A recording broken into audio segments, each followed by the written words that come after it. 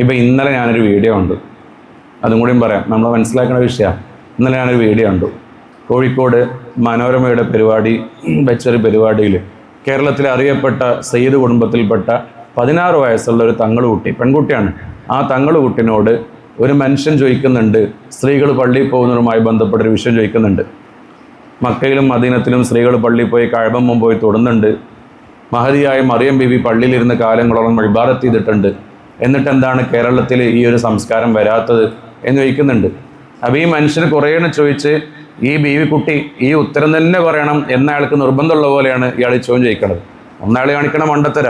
വലിയ വലിയ പണ്ഡിതന്മാരടുത്ത് ചോദിക്കേണ്ട ചോദ്യം 16 വയസ്സുള്ളൊരു കുട്ടീനടുത്ത് ചോദിച്ചിട്ട് എന്താ കാര്യം? ആ കുട്ടിക്ക് എന്താ പറയാൻ കഴിയുക? ആ കുട്ടിക്ക് ആ 16 വയസ്സുള്ള വിഷയങ്ങളെക്കുറിച്ചാണല്ലോ ആ കുട്ടിക്ക് പറയാൻ കഴിയുക. അല്ലാതെ അപ്പോൾ ഇയാളുടെ അജണ്ട അവിടെ കൊണ്ടുപോയി വെക്കുക. എന്നിട്ട് അയാൾ പറയുന്നത് അത് സ്ത്രീകൾ പള്ളിയിൽ പോവുക എന്ന് പറയുന്നത് അതൊരാവശ്യമുള്ള കാര്യമാണല്ലോ, പിന്നെ എന്തുകൊണ്ടത് സമ്മതിക്കാത്തെന്ന് ചോദിക്കുന്നുണ്ട്. ഞാൻ അതുമായി ബന്ധപ്പെട്ട് ചെറിയൊരു വിശദീകരണം ചെറിയ സമയത്തിൽ തരാം. സ്ത്രീകൾ പള്ളിയിൽ പോകേണ്ട ആവശ്യം ശരിക്കുണ്ടോ? നമുക്കൊന്ന് നോക്കി നോക്കാം. സ്ത്രീകൾ പള്ളിയിൽ പോകേണ്ട ആവശ്യം ശരിക്കുണ്ടോ? ഒരു ഓഫീസിൽ ജോലി ചെയ്യുന്ന ഒരു സ്ത്രീൻ്റെ അടുത്ത് പറയാണ്, ഇനി മുതൽ ഓഫീസിൽ വരണ്ട, വീട്ടിലിരുന്നാൽ തന്നെ സാലറി കിട്ടും എന്ന് പറഞ്ഞാൽ ബുദ്ധിയുള്ളൊരു മനുഷ്യനാണെങ്കിൽ അയാൾ പിന്നെ ഓഫീസിൽ പോകുമോ? അയാൾ വീട്ടിൽ തന്നെ ഇരിക്കുള്ളൂ.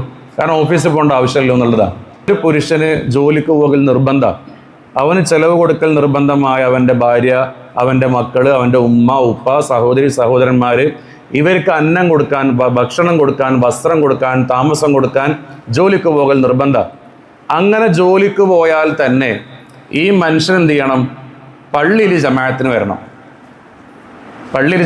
വരണം. അതുകൊണ്ടാണ് ഒരു വക്തിൽ ഒരു നാട്ടിൽ ജമാഅത്ത് നടന്നില്ലെങ്കിൽ ആ നാട്ടിലത്തെ എല്ലാ പുരുഷന്മാരും കുറ്റക്കാരാണ്. ഇനി അതിൻ്റെ പുറമെ വെള്ളിയാഴ്ച ദിവസം നിർബന്ധമായും പള്ളിയിൽ പോകണം. അത് സുന്നത്തല്ല, വെള്ളിയാഴ്ച പള്ളിയിൽ പോൽ നിർബന്ധമാണ്. അങ്ങനെ പള്ളിയിൽ പോകണം. ഇതൊക്കെ ചെയ്താലാണ് ഒരു മനുഷ്യന് സ്വർഗത്തേക്ക് എത്താൻ പറ്റുന്നത്. എന്നാൽ സ്ത്രീകൾക്ക് ആലോചിക്കുകയും ജോലിക്ക് പോകേണ്ട നിർബന്ധ ബാധ്യതയില്ല. ഇനി അങ്ങനെ ജോലിക്ക് പോയാൽ തന്നെ കിട്ടുന്ന സംഖ്യ കുടുംബത്തിന് വേണ്ടി ചെലവഴിക്കണം എന്ന് പറഞ്ഞിട്ടുണ്ടോ? ഇല്ല, അവൾക്ക് എടുത്തു വെക്കാം. അവൾക്കത് എടുത്തു വെച്ച് അവൾ ഇഷ്ടപ്പെടുന്ന നല്ല രൂപത്തിലേക്ക് അത് ചെലവഴിക്കാം. എന്നിട്ടോ പള്ളിയിൽ പോകണോ? പള്ളിയിൽ പോകണ്ട. വെള്ളിയാഴ്ച ചുമ്മക്ക് പോകണോ? പോണ്ട.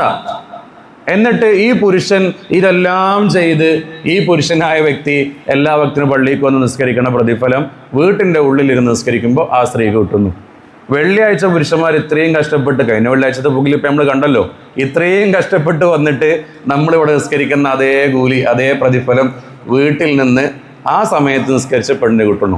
അപ്പോൾ ഇസ്ലാം ആർക്കാ ശരിക്കും പരിഗണന കൊടുക്കണം? പുരുഷനാ സ്ത്രീക്കല്ലേ പരിഗണന കൊടുക്കണേ? അപ്പോൾ ഇതാണൊരു സംഭവം. അപ്പോൾ ഇങ്ങനെ വെച്ചിട്ട് അള്ളാഹു സുബ്ഹാനഹു വ തആല പറയാണ്, ഈ സംഭവം ഒക്കെ വെച്ചിട്ടുണ്ടല്ലോ, ഓഫീസിൽ പോവാതെ തന്നെ സാലറി വീട്ടിൻ്റെ അക്കൗണ്ടിലോട്ട് വരുന്നുണ്ടല്ലോ, പിന്നെന്തിനാ ഓഫീസിൽ പോണേ? പള്ളിയിൽ പോവാതെ തന്നെ പള്ളിയിൽ പോയി അതേ പ്രതിഫലം എവിടെ കിട്ടുന്നുണ്ടല്ലോ, വീട്ടിലിരുന്നാൽ കിട്ടുന്നുണ്ടല്ലോ, പിന്നെന്തിനാ പള്ളിയിൽ പോണേ? അപ്പോൾ പിന്നെ സ്ത്രീകൾ പള്ളിയിൽ പോകണം എന്ന് പറയുന്നത് പിന്നെ താല്പര്യം പ്രതിഫലം കിട്ടാനല്ലല്ലോ. അഷ്റഫുൽ ഖൽഖായ റസൂലുള്ളാഹി സ്വല്ലല്ലാഹു അലൈഹി വസല്ലം തങ്ങളോട് വന്ന് ചോദിച്ചപ്പോൾ റസൂലുള്ളാഹി സ്വല്ലല്ലാഹു അലൈഹി വസല്ലം തങ്ങൾ കൊടുത്ത മറുപടി എന്താ? ബുയൂത്തുഹുന്ന ഖൈറുൻ ലഹുന്ന, വീട്ടിൽ നിസ്കരിക്കലാണ് മോളെ ഉത്തമം. അങ്ങനെ വീട്ടിൽ നിസ്കരിച്ചാൽ മതി. അങ്ങനെ വീട്ടിൽ നിസ്കരിച്ചാൽ തന്നെ ഈ പറയുന്നതിൻ്റെ എല്ലാ താല്പര്യവും കിട്ടും, ഈ പറയുന്നതിൻ്റെ എല്ലാ വിഷയങ്ങളും കിട്ടും എന്നുള്ളതാണ് പറഞ്ഞത്. അപ്പോൾ സ്ത്രീകളൊക്കെ പള്ളിയിലേക്ക് പോവുക എന്ന് പറയുന്നത് സ്ത്രീകൾക്ക് പ്രതിഫലം കിട്ടാത്തതിൻ്റെ ഒരു വിഷയത്തിലൊന്നുമല്ല. അല്ലാഹ് എൻ്റെ പ്രിയപ്പെട്ട സഹോദരന്മാർക്ക് പള്ളിയിൽ പോയി ജമാഅത്തായി നിസ്കരിക്കുന്നതിന് പ്രതിഫലം കിട്ടൂലല്ലോ, അപ്പോൾ അതുകൊണ്ട് സ്ത്രീകൾ പള്ളിയിലേക്ക് പോകണല്ലോ എന്ന് പറഞ്ഞിട്ടൊന്നല്ല. അപ്പോൾ അത് പിന്നെ അസുഖം വേറെയാണ്. സ്ത്രീകൾ പള്ളിയിൽ കൊണ്ടുപോവുക എന്ന് പറയുന്നതൊക്കെ വേറൊരു അസുഖമായിട്ടാണ് നമ്മളവിടെ മനസ്സിലാക്കിയെടുക്കേണ്ടത്.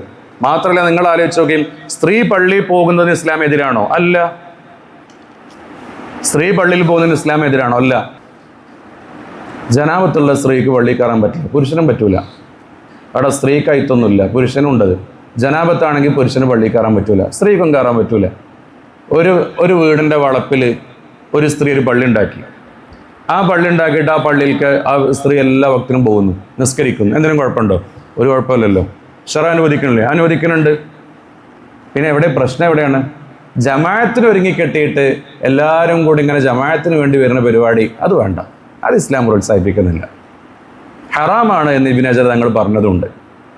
അപ്പോൾ ആ പരിപാടിയൊന്നും വേണ്ട. പള്ളിയിലേക്ക് പോകണമെങ്കിൽ പോവാം, അതിങ്ങനെ എല്ലാ ജമാഅത്തിനും ജമാഅത്ത് ഉദ്ദേശിച്ചുകൊണ്ട് അതിനുവേണ്ടി വീട്ടിൽ നിന്ന് ഇങ്ങനെ അതിനൊരുങ്ങിക്കെട്ടിയിട്ട് ഇങ്ങനെ പോവുക എന്ന് പറയുന്ന സംഭവമൊന്നും വേണ്ട ആവശ്യമില്ല എന്നുള്ളത്. അത് സ്ത്രീക്കൊടുത്ത പരിഗണനയാണ്. കാരണം സ്ത്രീ വീട് വിട്ടിറങ്ങുന്ന സമയത്ത് ഫിത്തനകൾ വരും. ഫിത്തനകൾ വരുന്ന സമയത്ത് ആ സ്ത്രീക്ക് സുരക്ഷ കൊടുക്കുക എന്നുള്ളതാണ് ഇസ്ലാം നോക്കിക്കാണുന്നത്. നിങ്ങൾ ആലോചിച്ചപ്പോൾ ഒരു ഇദ്ദയിലിരിക്കുന്ന പെണ്ണ്, ഇദ്ദ മനസ്സിലായില്ല, ഭർത്താവ് മരണപ്പെട്ട് ഇദ്ദയിലിരിക്കുന്ന പെണ്ണ്, ആ പെണ്ണ് ജോലിക്ക് പോയില്ല എന്നുണ്ടെങ്കിൽ ആ കുടുംബം പട്ടിണിയാവും. അങ്ങനെയാണെങ്കിൽ ഈ പെണ്ണിന് നിബന്ധനകൾ പാലിച്ചുകൊണ്ട് ജോലിക്ക് പോകൽ അനുവദനീയമാണ് ശറയിൽ. ഈ പെണ്ണിന് അപ്പം ജോലിക്ക് പോകാം, ഇദ്ദയിലിരിക്കുന്ന പെണ്ണിന് നിബന്ധനകൾ പാലിച്ചുകൊണ്ട് പോകണം. അപ്പം അങ്ങനത്തെ നിർബന്ധ ഘട്ടങ്ങൾ ഇസ്ലാം അനുവദിക്കുന്നുണ്ട്. അപ്പം അതിൻ്റെ അപ്പുറത്ത് എന്ത് ചെയ്യേണ്ട ആവശ്യമില്ല, അങ്ങനെ ഒരു ഓവർ സൂഫിസം കാണിച്ചിട്ട് എന്ത് ചെയ്യേണ്ട ആവശ്യമില്ല, പള്ളി പോകേണ്ട ആവശ്യമില്ല. ഷാഫി ഇമാം പറഞ്ഞില്ലേ, ഷാഫി ഇമാമാരാ ആലിമ ഖുറൈശിൻ യംലഉ തിബാഖൽ അർളി ഇൽമ. അത്ര വലിയ മഹാനാണ് ഷാഫി ഇമാം.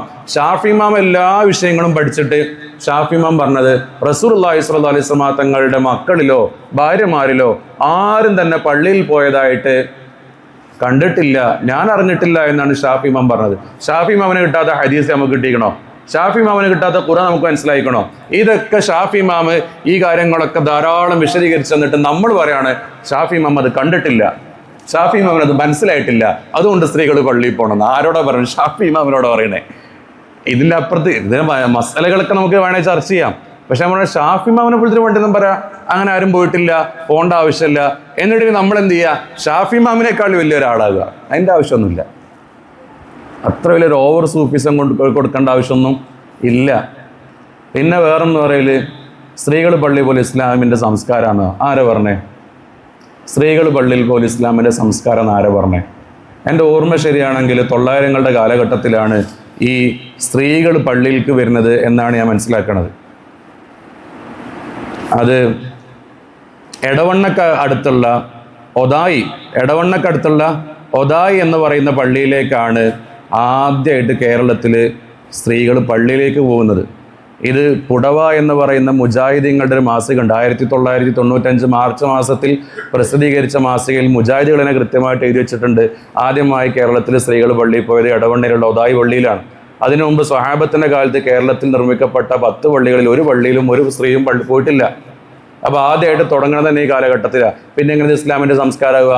ഷാഫി ഇമാം പറയുന്നു ഇസ്ലാമിൽ അവരൊന്നും പോയിട്ടില്ല, ഷാഫി ഇമാമിൻ്റെ ഭാര്യ പോയിട്ടില്ല, റസൂലുള്ളാഹി സ്വല്ലല്ലാഹു അലൈഹി വസല്ലം തങ്ങളുടെ ഭാര്യമാർ പോയിട്ടില്ല, അങ്ങനെയൊന്നും പോയിട്ടില്ല, ഇവരൊന്നും പോയിട്ടില്ല. പിന്നെ എങ്ങനെയാണ് ഇത് സംസ്കാരമായി മാറുന്നത്? ഇത് സംസ്കാരം എന്നല്ല, ഇത് വേറെ കുറേ താല്പര്യങ്ങളായി ബന്ധപ്പെട്ട് വരുന്നതാണ്. അപ്പോൾ ഇത്തരം ചതികളിലൊന്നും ആരും പെടേണ്ട ആവശ്യമില്ല. നിങ്ങൾ ആലോചിച്ച് നോക്കി, ഇപ്പോൾ വർക്ക് ഫ്രം ഹോമിനാണ് ഡിമാൻഡ് കൂടണേ. എത്രയോ ജോലിക്കാരുണ്ട് ഇവിടെ, പ്രൊഫഷണലുകളായിട്ട് ആളുകളുണ്ട്. അവർക്ക് ഏറ്റവും താല്പര്യം എന്താ? വർക്ക് ഫ്രം ഹോം, വീട്ടിൽ നിന്ന് ജോലി ചെയ്യുക, എന്നിട്ട് സാലറി അക്കൗണ്ട് കൊടുന്നു തരിക. നല്ല ഏർപ്പാടാണ്. അതിനാണ് ഏറ്റവും കൂടുതൽ ആളുകൾ ശ്രമിക്കുന്നത്, വർക്ക് ഫ്രം ഹോം. കണക്കുകൾ പറയുന്നത് എന്താ വെച്ചിട്ടാ, ഈ വർക്ക് ഫ്രം ഹോമിൻ്റെ ഗണ്യമായ വർധനവ് നടന്നു വരുന്നു എന്നുള്ളതാണ്. അതായത് 2020 വനിതാ പ്രൊഫഷണലുകളായ ആളുകൾ 22% വർധനവാണ് വീട്ടിൽ നിന്ന് ജോലി ചെയ്യാനുള്ള അനുമതി നേടിയതെന്നാണ്. അതുമാത്രമല്ല, വേറൊരു കണക്ക് സൂചിപ്പിക്കുന്നത് ലോകാടിസ്ഥാനത്തിൽ ഓക്സ്ഫോർഡ് യൂണിവേഴ്സിറ്റിയുടെ പഠനത്തിൻ്റെ അടിസ്ഥാനത്തിൽ അവർ വേൾഡ് ഇൻ ഡാറ്റ എന്ന് പറയുന്ന ഒരു പ്രൊജക്റ്റ് പ്രകാരം 2022 ലോകമെമ്പാടുമുള്ള വർക്ക് ഫ്രം ഹോം ഉപയോഗിച്ചവരിൽ 60% സ്ത്രീകളാണ്. അപ്പോൾ സ്ത്രീകൾ പുറത്തിറങ്ങാതെ വീടിൻ്റെ ഉള്ളിൽ നിന്ന് ജോലി ചെയ്യാൻ ഇഷ്ടപ്പെടുന്നു. അതിന് പ്രധാനമായിട്ട് പറയുന്ന കാര്യങ്ങൾ എന്താ? വർക്ക് ഫ്രം അവർ തിരഞ്ഞെടുക്കാനുള്ള പ്രധാനപ്പെട്ട കാരണം ഒന്ന് കുടുംബപരമായ ഉത്തരവാദിത്തങ്ങളാണ്, 2 സുരക്ഷാ പ്രശ്നങ്ങളാണ്, സ്ത്രീകൾ പുറത്തേക്ക് പോകുമ്പോണ്ടാകുന്ന സുരക്ഷാ പ്രശ്നങ്ങളാണ്, മറ്റൊന്ന് യാത്രാ സൗകര്യങ്ങളാണ്. അവരുടെ ഈ പീരീഡ്സ് ഒക്കെ മെൻസസ് ഒക്കെ ഉണ്ടാകുന്ന സമയത്തുള്ള യാത്രാ ബുദ്ധിമുട്ടുകളൊക്കെ ഉണ്ട്. അപ്പോൾ ഇതൊക്കെ പരിഗണിച്ചുകൊണ്ട് അവരെന്ത് ചെയ്യുക, വീട്ടിൽ നിന്ന് തന്നെ ജോലി ചെയ്യുക എന്നുള്ളതാണ്. ഇതാണ് ഇസ്ലാം മുന്നേ കണ്ടിട്ട് നിങ്ങൾക്ക് ഈ ബുദ്ധിമുട്ടുകളൊക്കെ വരാനുണ്ട്, അതുകൊണ്ട് നിങ്ങൾ എന്ത് ചെയ്യേണ്ട ആവശ്യമൊന്നുമില്ല, പള്ളി പോകേണ്ട ആവശ്യമൊന്നുമില്ല എന്ന് ഇസ്ലാം മുന്നേ പറഞ്ഞു വെച്ചത് ഈ വിഷയം അതുകൊണ്ടാണ്. ഇനി ഒരു കാര്യം കൂടി ഞാനൊന്ന് ചോദിക്കട്ടെ, സ്ത്രീകൾക്ക് എങ്ങാനും പള്ളിയിൽ പോകൽ നിർബന്ധമാക്കിക്കാണെങ്കിൽ എന്തായിരിക്കും അവസ്ഥ? വെള്ളിയാഴ്ച പുരുഷന്മാർ പള്ളിയിൽ പോകൽ നിർബന്ധമാണ്, അതുപോലെ സ്ത്രീകളും വെള്ളിയാഴ്ച പള്ളിയിൽ പോകൽ നിർബന്ധമാക്കി. എന്തായിരിക്കും നമ്മുടെ സാമൂഹിക ഘടന? ഒരു വീട്ടിൽ നിർബന്ധമായി കഴിഞ്ഞാൽ പിന്നെ പോരിലെ കുറ്റം കിട്ടൂലേ? കിട്ടും. ഒരു വീട്ടിൽ മുല കുടിക്കുന്ന ഒരു കുട്ടിയുണ്ട്. ആ മുല കുടിക്കുന്ന കുട്ടിനെ വീട്ടിലിട്ടുകൊണ്ട് പള്ളിയിൽ വന്നിട്ട് 1/2 മണിക്കൂർ ജുമുഅക്ക് പങ്കെടുക്കാൻ കഴിയുമോ? ആ കുട്ടിയുടെ അവസ്ഥ എന്തായിരിക്കും? ഇനി നിങ്ങൾ ജസ്റ്റ് നിങ്ങളൊന്ന് വീട്ടുപോട് ചോദിച്ചുകൊണ്ട് ഞാൻ എന്നും 5 വക്തിന് പള്ളിയിൽ പോണ പോലെ നാളെ തൊട്ട് ഈയും വരുമെന്ന് വെച്ചാൽ എന്താ പറയുക, എന്നിട്ട് മാറി നിന്നോളിന്നറിയും. കാരണം ഈ പണി ഇതൊക്കെ കൂടി തീർത്ത് രാവിലെ അങ്ങോട്ട് തുടങ്ങി കഴിഞ്ഞാൽ ഇതൊക്കെ കൂടി തീർത്ത് ഈ ലുഹറിന്റെ സമയം ഒന്ന് കുഴിച്ചു മാറ്റി പള്ളിയിൽ പോവുക, എന്നിട്ടൊന്ന് കാല് നീട്ടുന്ന സമയത്ത് അസറിന് പിന്നെയും പള്ളിയിൽ പോവുക, മഗ്‌രിബിന് പിന്നെയും ഇശാക്കുമ്പോൾ സുബീക്ക് നീച്ചു പോവുക. സ്ത്രീകളെ കിട്ടൂല. സ്ത്രീകൾക്ക് അത് ബുദ്ധിമുട്ടാണ്, അവരുടെ ഡേ ടു ഡേ ലൈഫിൽ അത് ബുദ്ധിമുട്ടാണ്. ഇതൊക്കെ മനസ്സിലാക്കിയതുകൊണ്ട് ഇസ്ലാം ആദ്യം പറഞ്ഞത് അതിനൊന്നും തിരിയേണ്ട ആവശ്യമില്ല. സ്ത്രീയുടെ ഒരു പ്രധാനപ്പെട്ട ദൗത്യം കുടുംബാസൂത്രണം. അത് പുരുഷന്മാർക്ക് കഴിയൂല. അവളത് വളരെ മനോഹരമായി ചെയ്യട്ടെ, വളരെ വൃത്തിയിൽ ചെയ്യട്ടെ, വെറുതെ വലിച്ചൊഴിച്ചുകൊണ്ട് എന്ത് ചെയ്യേണ്ട, പള്ളിയിലേക്ക് കൊണ്ടുവരണ്ട എന്നുള്ളതാണ്. അപ്പം ഇതൊക്കെ ഈ വർത്തമാന കാലഘട്ടത്തിൽ അനാവശ്യമായ ചർച്ച ഉണ്ടാക്കാനാണ്. നമ്മൾ ചിന്തിച്ചു വരുത്, ഒരു 4 കൊല്ലം ഗൾഫിൽ നിന്ന് പോയിട്ട് മക്കത്ത് സ്ത്രീകൾ പള്ളിയിൽ പോകണ്ടല്ലോ, മദീനത്ത് സ്ത്രീകൾ പള്ളിയിൽ പോകണ്ടല്ലോ, അതുകൊണ്ട് നമ്മുടെ നാട്ടിൽ സ്ത്രീകൾക്ക് പള്ളിയിൽ പോയി കഴിക്കണ്ട. മറുപടി കഴിഞ്ഞ ക്ലാസ് നിൽക്കണം. മക്കത്തും മദീനത്തും അല്ല ദീനിൻ്റെ അടിസ്ഥാനം. ദീനിൻ്റെ അടിസ്ഥാനം പ്രധാനമായും 4 കാര്യങ്ങളാണ്: ഖുർആന്, സുന്നത്ത്, ഇജ്മാ, ഖിയാസ്. ഈ 4 കാര്യങ്ങളിലുണ്ടോയെന്നാണ് നോക്കുക.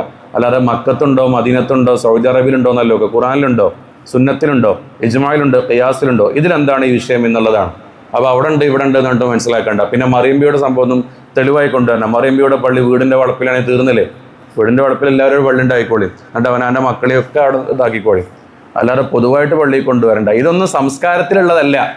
ഇതൊന്നും സംസ്കാരമാണ് എന്നാലും തെറ്റിദ്ധരിക്കൊന്നും വേണ്ട. അത് നമ്മളെല്ലാവരും ശ്രദ്ധിക്കണം.